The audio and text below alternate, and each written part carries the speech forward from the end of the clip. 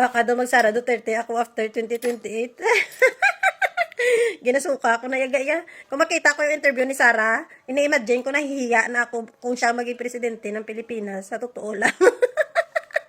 Alam nyo, wag muna kayo mag-expect kasi wala pa. Hindi nyo pa alam kung sinong kalaban ni Sara Duterte.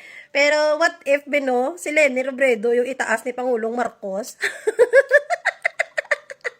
Kung si Leni, ang itaas na kamay ni Pangulong Marcos, paano na kayo DDS?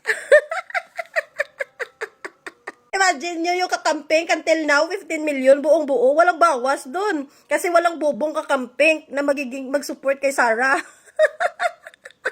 Dagdagan pa ng mga loyalista na mula noon hanggang ngayon solido sila kay Marcos. Umano ka? Tapos idagdag nyo pa kami ng mga bagong generation new Marcos supporters, BBM supporters. O, iba yung loyalista, iba din yung BBM supporters.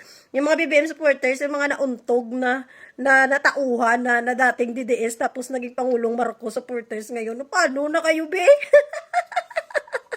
Simple arithmetic lang yan, no? Binagbinaga, bala, BBM supporters, plus loyalista, plus kakamping, wala na.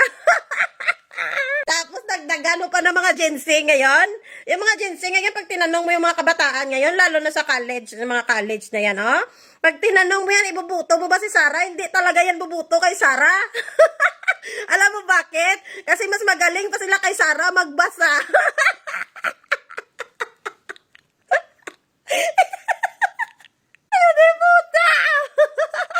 Huwag muna kayong magbilang ng sisiw na hindi pa napipisa. Ano ba nangyari sa tay kami naman campaign nyo? O ilan ba umabot ba ng 2 million, 5 million? Wala nga, hindi nga umabot ng 500,000. Yung araw na ito, 162,561 na Pilipino ang nanindigan. Kaya po, ta sinama nyo pa yung mga bata nga wala buot, pinapirman nyo pa doon. Ay, Allah! Mahibi na daw gano'n si ateng nyo. Ala, kaluoy man. Ilan lang yung nagpirma. Nilibot na daw nila yung buong Pilipinas. Ano na daw sila, gastos na daw sila ng pera. Tapos mangangarap ka na si Sara mananalo sa 2028. Tingnan mo nga yung rally nyo. Nilalangaw. Ay, hindi. Binabangaw.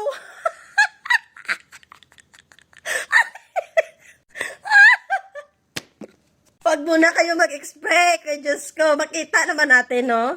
Ang katotohanan, kayo lang talaga yung kayo lang talaga yung naniniwala pa na manalo si Sara. Sige lang, ganun talaga, imagination yung ang limit.